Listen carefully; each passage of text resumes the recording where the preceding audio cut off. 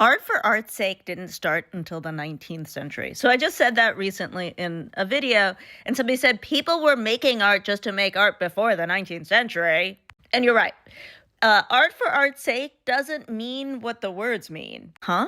So the thing is, art for art's sake is actually a phrase that came out of a philosopher who was talking about art. It was this idea that until the Industrial Revolution, basically, artists who were working to make money from art had to make it usually for a purpose. So if somebody was giving you a commission, they were giving you a commission to do a specific thing. Make a portrait, for example, make religious art, etc.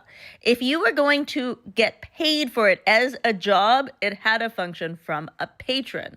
And very often in art, the person decided what they wanted and then you made it, rather than you making it on spec. After the Industrial Revolution, you have more and more artists who are making things as intellectual thought projects, basically, and then collectors buying it afterwards. So, starting in the 19th century, people could make art just for the sake of making art and then sell it, which is something that really is a shift that happened. Does that mean that in humanity, we didn't just make art just because we wanted to?